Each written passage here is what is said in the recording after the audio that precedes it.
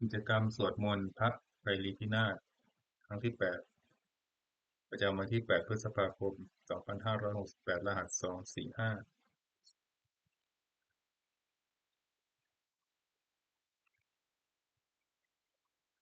บัดนี้วันที่8พฤษภาคมปี2568เป็นวันที่8ของกิจกรรมสวดมนต์ข้าพเจ้าขอถวายเสียงสวดสาธยายพระสูตรพระปริตรและมนต์ต่างๆถวายเป็นพุทธบูชาธรรมบูชาสังฆบูชาและอาจาริยบูชาแด่ครูบาอาจารย์ทั้งหลายขอจิตของข้าพเจ้าจงตั้งมั่นมีสติระลึกได้มีสมาธิจดจ่อในอักขระพยัญชนะในบทสวดอย่างต่อเนื่องด้วยเถิด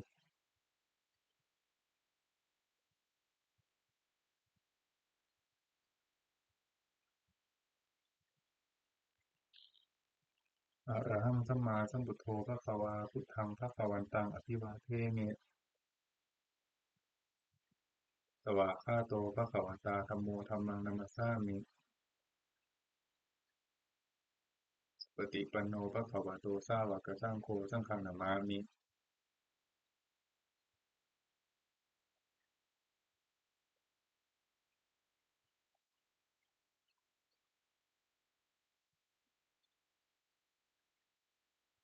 บทบูชาพระไพรีพินาศอะระหังสัมมาสัมพุทโธสุจิรังปรินิพพุตโตภุเนหิภรมาโนทานิปารมีหิจะอิสสติยาวชีวังอะหังพุทธังธัมมังสังฆังสรณังคโตตุเชมิรัตนัตตยังธัมมังจรามิโสทินา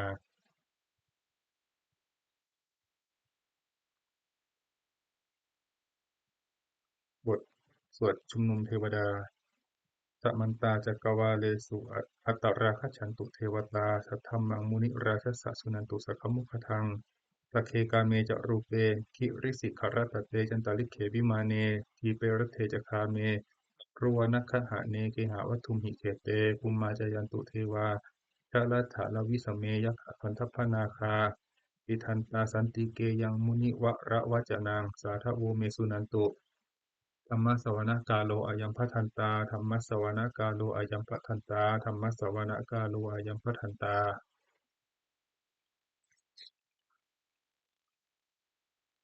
นะโมตัสสะภะคะวะโตอะระหะโตสัมมาสัมพุทธัสสะนะโมตัสสะภะคะวะโตอะระหะโตสัมมาสัมพุทธัสสะนะโมตัสสะภะคะวะโตอะระหะโตสัมมาสัมพุทธัสสะพุทธังสรณังคัจฉามิธัมมังสรณังคัจฉามิสังฆังสรณังคัจฉามิทุติยัมปิพุทธังสรณังคัจฉามิทุติยัมปิธัมมังสรณังคัจฉามิทุติยัมปิสังฆังสรณังคัจฉามิตติยัมปิพุทธังสรณังคัจฉามิตติยัมปิธัมมังสรณังคัจฉามิตติยัมปิสังฆังสรณังคัจฉามินัตถิเมสรณังอัญญังพุทโธเมสรณังวรังเอเตนะสัจวัชเชนะโสทิเมโหตุสัพพทานัตถิเมสรณังอัญญังธัมโมเมสรณังวรังเอเตนะสัจวัชเชนะโสทิเมโหตุสัพพทานัตถิเมสรณังอัญญังสังโฆเมสรณังวรังเอเตนะสัจวัชเชนะโสทิเมโหตุสัพพทาบทสวดติรัตนปนามคาถาพุทธังนะเมระตนะภูตสรีระจิตตังธัมมังนะเมระตนะภูตวิสุทธิสารังสังฆังนะเมระตนะภูตสุสีลทิฏฐิเอตังนะเมติรัตนังรัตนัตตยะวหังสัมมาสัมโมสริตวัตถุวิเศษภูตังอัญโยยายุตตะปุณโยคะวะสัพพะวตังอสมิงตยัมหิปิตะเถวะยะธาติทันเดเอกังวินาตติตะ เอกังวินาศทิตะเรสมะสัมเวนะโลเกกทาจิจะจิเรนจะปาภูตัง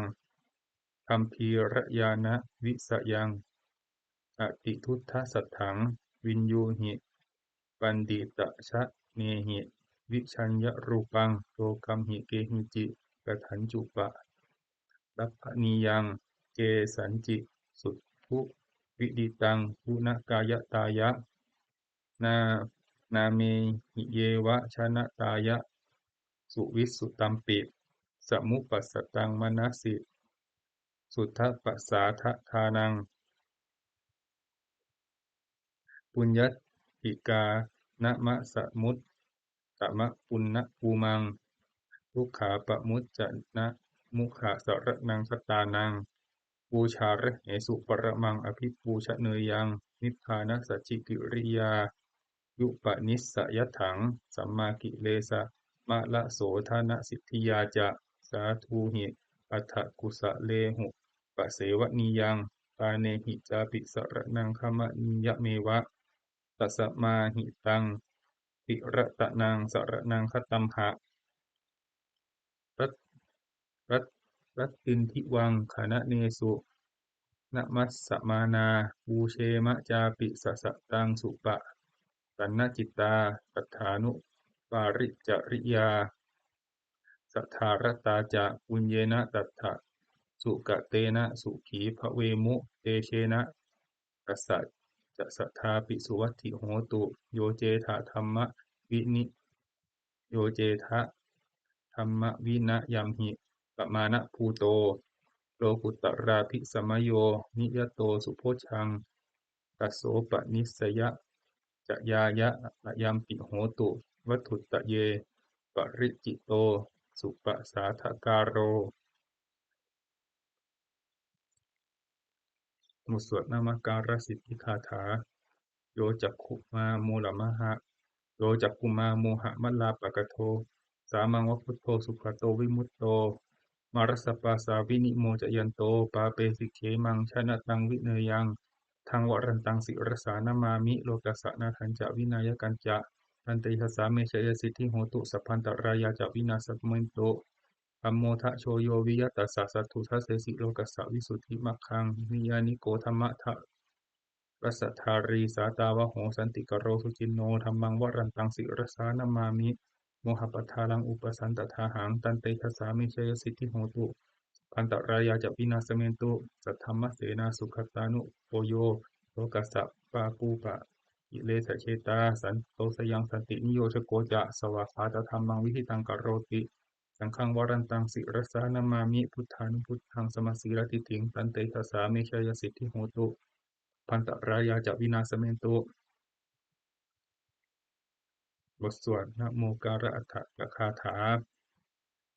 นะโมอะระหะโตสัมมาสัมพุทธัสสะมะเหสิโนนะโมอุตตมะธัมมัสสะสวากขาตเสวะเตนิทะนะโมมหาสังฆสสาปิวิสุทธัสสีลทิฏฐิโนนะโมโอมาตยารัตถัสสะรัตนัตยัสสะสาธุกังนะโมโอมะกาติตัสสะตัสสะวัตถุตยัสสปินะโมการะปะภาเวนะวิคัจฉันตุอุปัฏฐวานะโมการานุภาเวนะสุวัตถิโหตุสัพพทานะโมการัสสะเตเชนะวิทิมหิโหมิเตชวาบทสวดมหาสมัยสูตรเอวัมเมสุตังเอกังสมยังภัคควาสกเกสุวิหารติกัปปิลวัตถุสมิงมหาวเนมหาตาภิกขุสังเคนะสติงปัญจมเตหิภิกขุสเตหิสัพเพเหวะอรหันเตหิทัสสหิจโลกธาตุหิเทวตาเยปุเยนะสนิปติตาโหติภควันตังทัตตนายภิกขุสังคันจะอาทาโคจตุนังสุทธาวาสกายิกานังเทวานังเอตัทโหสิอายังโคภควาสกเกสุวิหารติกัปปิลวัตถุสมิงมหาวเนมหาตาภิกขุสังเคนะสัทถิงปัญจมัตเตหิภิกขุสัตเตหิสัพเพเหวะอรหันเตหิทัสสหิจโลกธาตุหิเทวตาเยปุเยนะสนิปติตาโหติขวันตังทัสสนายภิกขุสังคันจะยันนูนะมายัมปิเยนะภควาเตนุปสังกเมยามะอุปสังกมิตวาภควาโตสันติเกปเจกะคาถาปเสยามาติอัตโคตาเทวตาเสยธาปินามะภลวาปุริโสสัมมินชิตังวาพาหังปัสสาเรยะปัสสาริตังวาพาหังสัมมินเชยะเอวเมวะสุทธาวาเสสุเทเวสุอันตรหิตาภควโตปุระโตปาตุระหังสุอัทโคตาเทวตาภควันตังอภิวาเทตวาเอกมันตังอัตถังสุเอกมันตังทิตาโคเอกาเทวตาภควโตสันติเกอิมังคทังอภาสิมหาสมโยปวนัสมิงเทวกายาสมาคตาอาคตัมหะอิมังธรรมะสมยังจิตาเยวะอปาราชิตาสังคันติอัตโคอปาราเทวตาภควโตสันติเกอิมังคทังอภาสิตัตระภิกขโวสมาทหังสุติตังอัตโนอุชุกะมะกังสุสารทิวะเนตานิเหตวาอินทริยานิรักันติปันทิตาติอัตโคอปราเทวตาภควโตสันติเกอิมังคทังอภาสิเทตวาคีรังเทตวาปะลีคังอินทคีรังโอหจมะเนชาเตจรันติสุทธาวิมะลาจักขุมตาสุทันตาสุสูนาคาติ อัฏฐโคอัปปราเทวตาภควโตสันติเกอิมังพัทธังอภาสิเยเกจิพุทธังสรณังคตาเสนะเตคามิสันติอปายภูมิงมหายมานุสังเทหังเทวกายังปริปุเรสันติติอัฏฐโคภควภิกขุอามันเตสิเยกุเยนะภิกขเวทัสสะสุโลกธาตุสุเทวตาสันนิปติตาโหนติตถาคตังทัสสนายภิกขุสังฆัญจะเยปิเตภิกขเวอเหสุงอติตมัฏฐานังอรหันโตสัมมาสัมพุทธาเตสัมปิภควันตานังเอตปรมาเยวะเทวตาสันนิปติตาอเหสุงเสยถาปิไมหังเอตระหิเยปิเตภิกขเวภวิสสันติอนาคตมัฏฐานังอรหันโตสัมมาสัมพุทธาเตสัมปิภควันตานังเอตปรมาเยวะเทวตาสันนิปติตาภวิสสันติเสยถาปิเมหังเอตระหิอจิกิสสามิภิกขเวเทวกายานังนามามิอิตยิสสามิภิกขเวเทวกายานังนามามิเอสิสสามิภิกขเวเทวกายานังนามามิกังสุนาทาสาธุกังมนสิกโรธาภาสิสสามิติเอวัมพันเตติโคเตติภูภควโตปัจจสโสสุงภควาเอตทโวจะสิโลกะมนุกัสสามิยัตถะภุมมาตทัสสิตาเยสิตาคิริคัพพะรังปหิตตาสมาหิตาอุทุสีหาวสาลีนา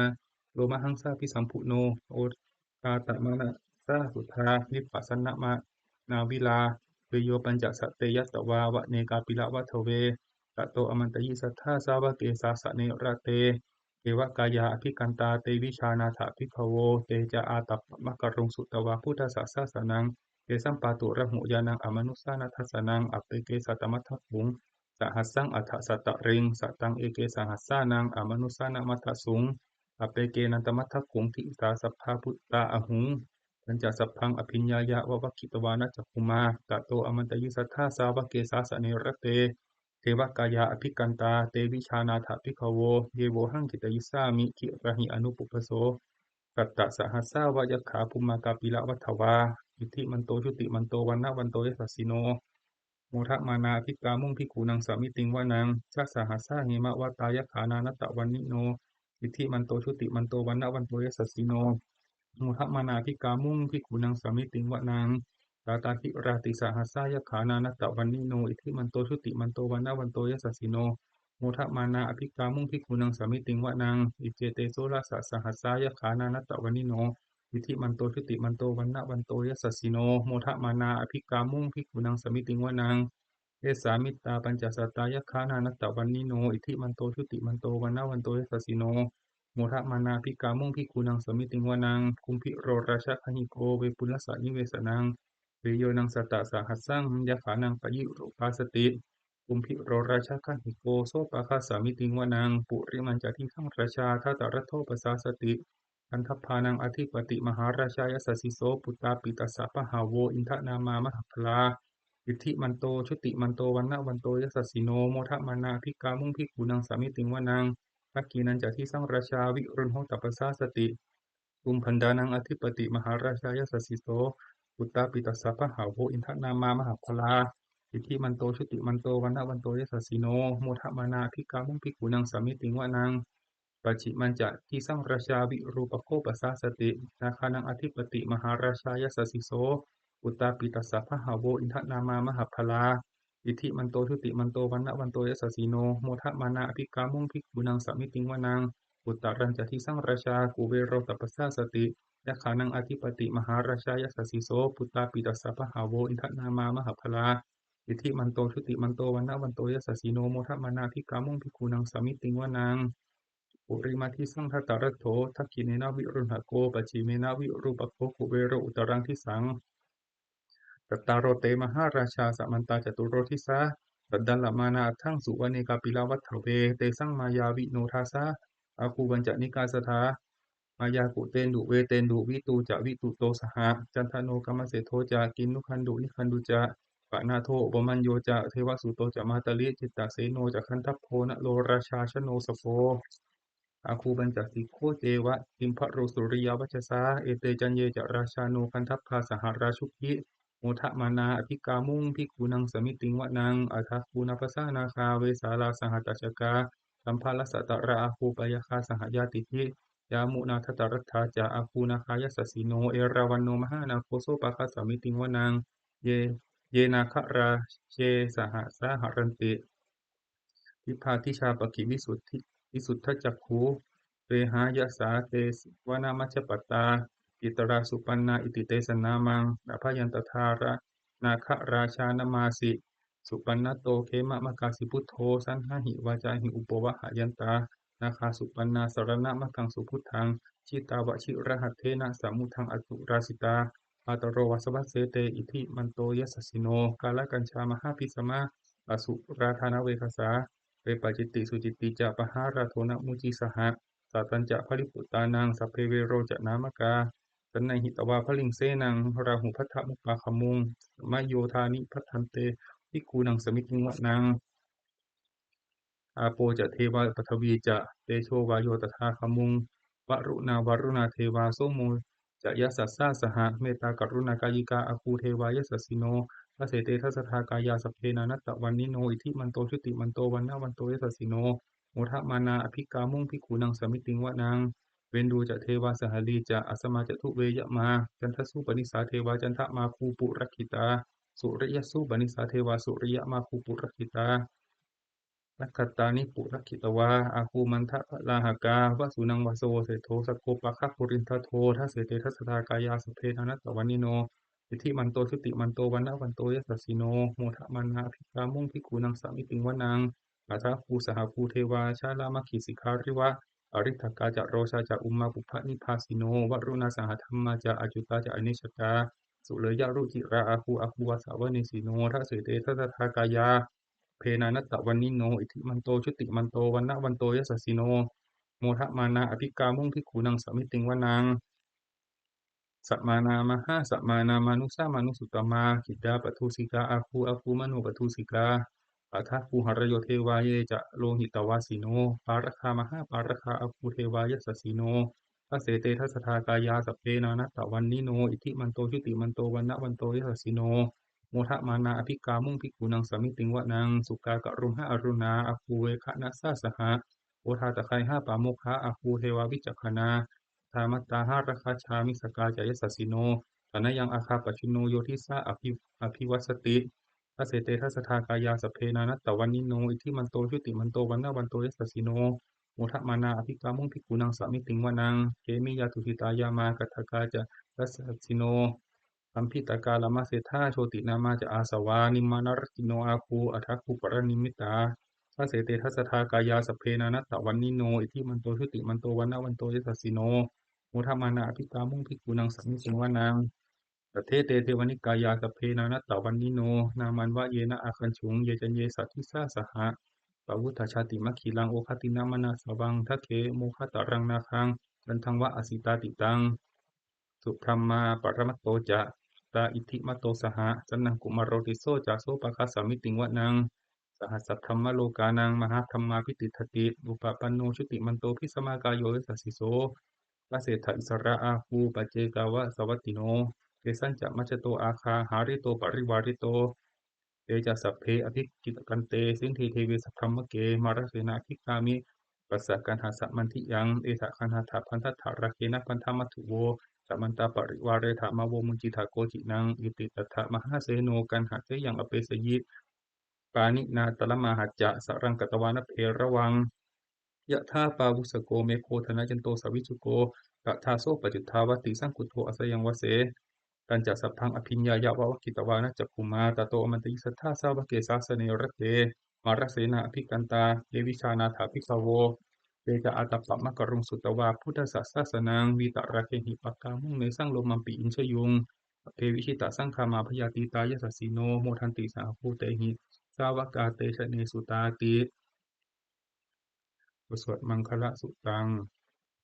อเสวนาจะพาลานังปันติตานันจะเสวนาปูชาจะปูชนียานังเอตัมมังคลมุตตมังติรูปะเทสวาโซจะปุเพจะกตปุญญตา อัตตะสัมมาปณิทิจะเอตัมมังคลมุตตมังพาหุสัจจันจะสิบปัญจะวินโยจะสุสิกิโตสุภาสิยาจะยะสุภาสิตาจะยาวาจาเอตัมมังคลมุตตมังมาตาปิตุอุปัฏฐานังอุตตทารสสังคโหอนาคุลาจะกัมมันตาเอตัมมังคลมุตตมังปานันจะธรรมจริยาจะกาตกานันจะสังคโหปานาวัชชานิกัมมานิเอตัมมังคลมุตตมังอารติวิรติปาปามัจจปานาจะสัญญโม อัปปมาโทจะธัมเมสุเอตัมมังคลมุตตมังภาระโวจะนิวาโตจะสันตุทิจะกตัญญูตากาเลนะธัมมะสวนังเอตัมมังคลมุตตมังขันติจะโสวะจะสตตาสะ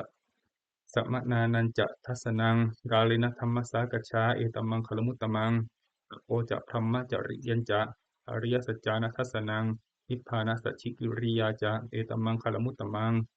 พุทธัสสะโลกธรรมเมหิจิตตังยัสสะนะกัมปติอาโศกังวิรชังเขมังเอตัมมังคลมุตตมัง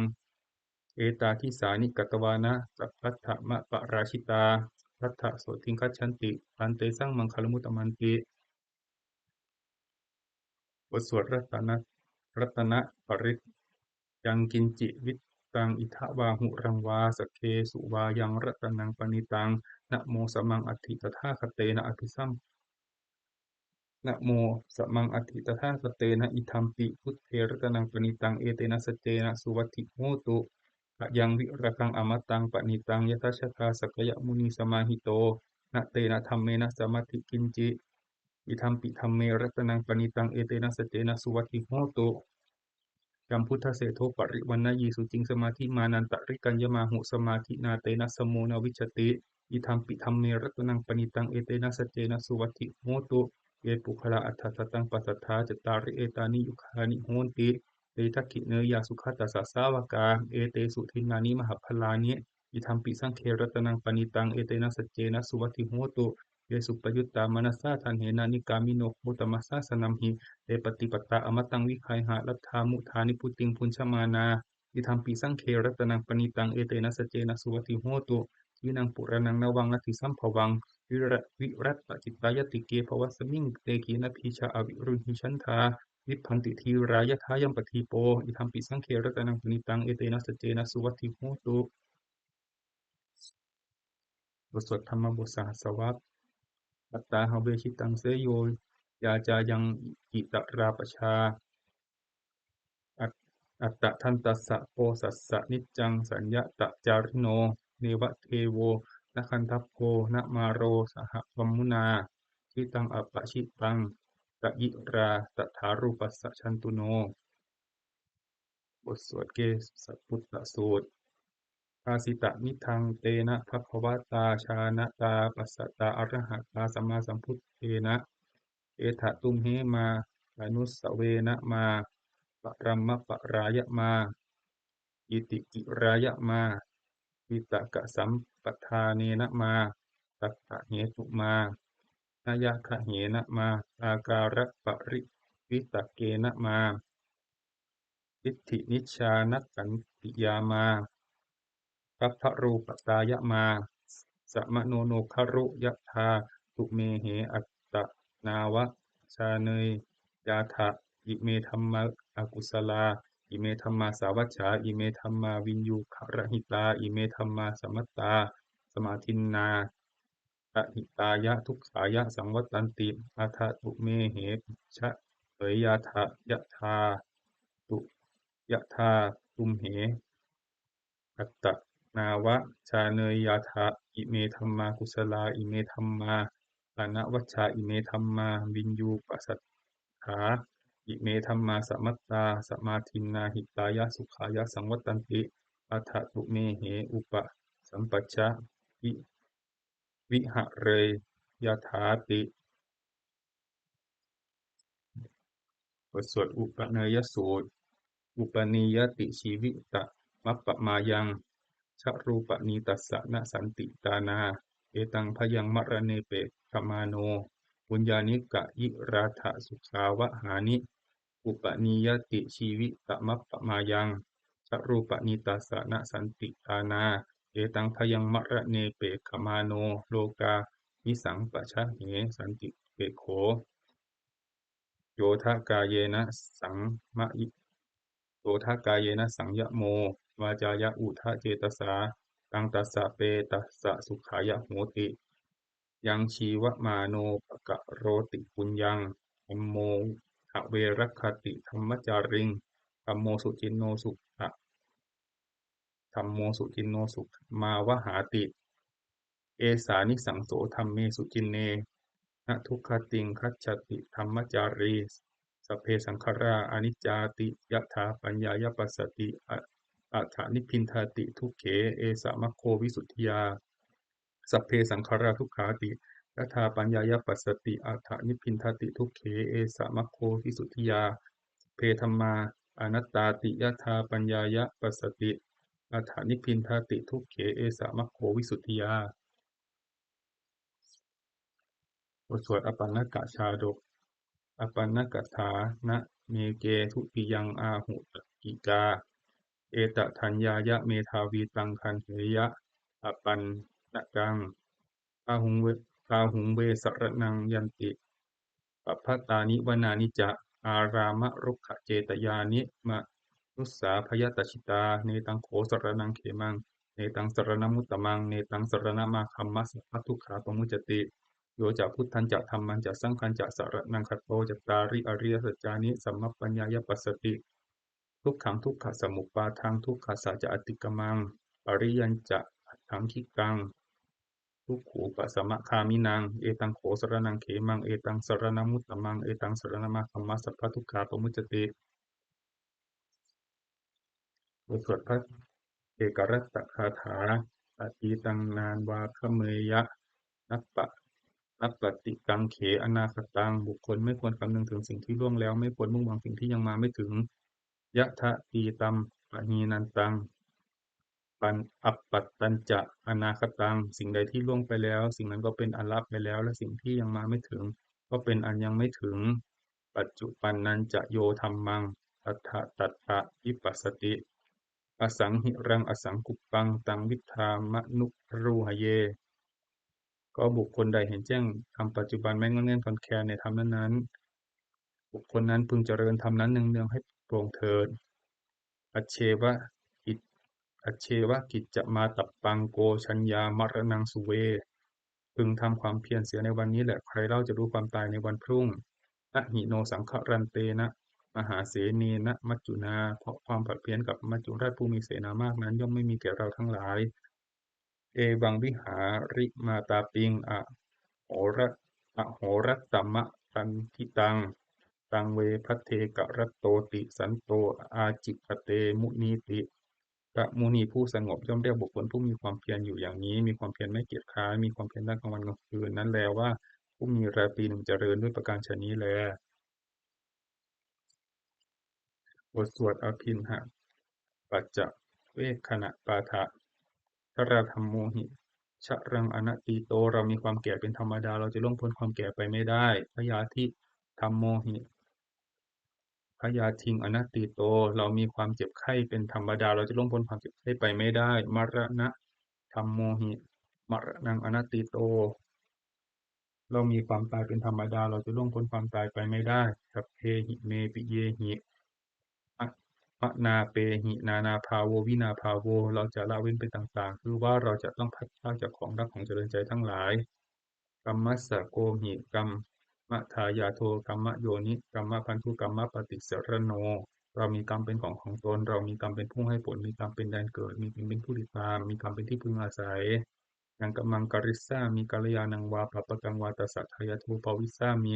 เราทำกรรมอันใดไว้จะเป็นบุญหรือเป็นบาปเราจะเป็นทายาทคือว่าเราต้องได้รับผลของกรรมนั้นสืบไปเอวังอัมเหหิอภินหังปัจจเวคคิตพังเราทั้งหลายควรพิจารณาอย่างนี้ทุกๆวันเถิด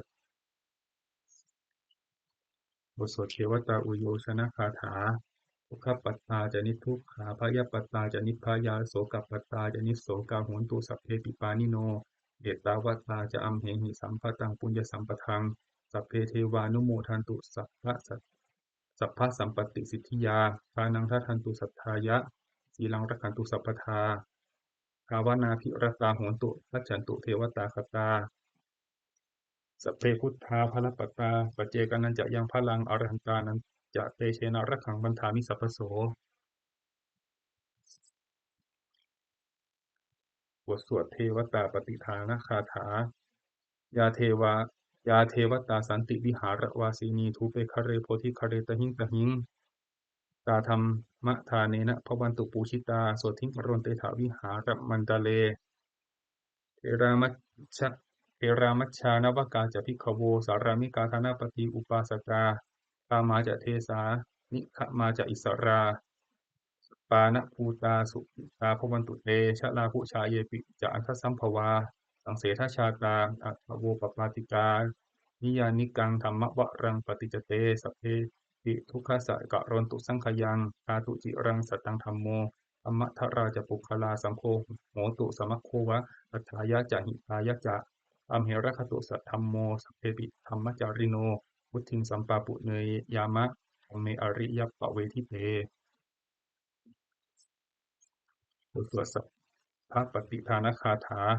ปุญญสิทธานิกตัสสะยานัญญานิกตานิเมเตสัญจะภาคิโนโหนตุสัตตานันตาปมานกาเยปิยาคุณวันตาจะไมหังมาตาปิตาทโยทิฏฐาเมจาเดทิฏฐาวาอัญเยมัชตะเวริโนสัตตาทิฏฐันติโลกัสสมิงเตภูมาจตุโยนิกาปัจเจกจตุโวจะปัจเจกจตุโวการาตั้งสรันตาภวาภเวยาตังเยปฏิทานัมเมอนุโมทันตุเทสยังเยจิมังนปชานันติเทวาเตสังนิเวทยุงมะยาทินนานะปุญญานังอนุโมทนะเหตุนาสัพเพสัตตาสัทธาโหนตุอเวราสุขชีวิโนเหมะปะทันจะปะปนตุเอสัสสาชิจตังสุภาขอสัตว์ทั้งหลายไม่มีที่สุดไม่มีประมาณจงเป็นผู้มีส่วนแห่งบุญที่ข้าพเจ้าได้ทำในบัดนี้แต่แห่งบุญทั้งหลายอื่นที่ข้าพเจ้าได้ทำไว้ก่อนแล้วคือชนเหล่าใดผู้เป็นที่รักผู้มีคุณมีมารดาและบิดาของข้าพเจ้าเป็นต้นที่ข้าพเจ้าได้เห็นหรือไม่ได้เห็นก็ดีและสัตว์ทั้งหลายอื่นที่เป็นกลางหรือมีเวรกักตั้งอยู่ในโลกสัตว์ทั้งหลายตั้งอยู่ในโลกอยู่ในภูมิทั้งสามอยู่ในกำเนิดทั้งสี่มีขันธ์ห้าและขันธ์หนึ่งและขันธ์สี่กำลังท่องเที่ยวอยู่ในภพน้อยภพใหญ่ขอสัตว์เหล่าใดทราบการที่ส่วน สัตว์เหล่าใดทราบการให้ส่วนบุญที่ข้าพเจ้าแผ่ให้แล้วขอสัตว์เหล่านั้นจงอนุโมทนาเองเถิดส่วนสัตว์เหล่าใดที่ยังไม่ทราบการให้ส่วนบุญของข้าพเจ้านี้ขอเทวดาทั้งหลายจงบอกแก่สัตว์เหล่านั้นให้รู้เพราะเหตุคืออนุโมทนาแห่งบุญทั้งหลายที่ข้าพเจ้าแผ่ให้แล้วขอสัตว์ทั้งปวงจงอย่ามีเวรอยู่เป็นสุขเสมอเถิดไปถึงทางอันเกษมเถิดขอความปรารถนาอันดีของสัตว์เหล่านั้นจงสำเร็จเถิด ด้วยอานุภาพแห่งสัจจะอธิษฐานและอานุภาพแห่งความเพียรและอานิสงส์แห่งการบูชาพระรัตนตรัยด้วยการสวดสาธยายบทสวดมนต์พระสูตรพระปริตรและพระคาถาเหล่านี้ขอความสุขสวัสดีจงเกิดมีแก่ข้าพเจ้าขอให้พ้นจากทุกภัยทั้งปวงขอให้ข้าพเจ้าเจริญทั้งทางโลกและทางธรรมขอเทพเทวดาทั้งหลายโปรดอนุโมทนาในการสวดสาธยายมนต์และธรรมะเหล่านี้เมื่ออนุโมทนาแล้วโปรดอำนวยอวยพรให้แก่ข้าพเจ้าและวัตถุมงคลพระกิ่งไผ่ลิพินาศโดยมูลและนิธิสมเด็จพระญาณสังวรวัดบวรนิเวศวิหารตลอด จนวัตถุมงคลทั้งหลายที่สามสิ่งสร้างขึ้นทั้งที่ผ่านมาและที่จะสร้างในอนาคตขอเปี่ยมด้วยอานุภาพแห่งพระปริตรและคำมงคลในพระคาถาต่างๆขอจงสำเร็จศักดิ์สิทธิ์ทุกประการเถิด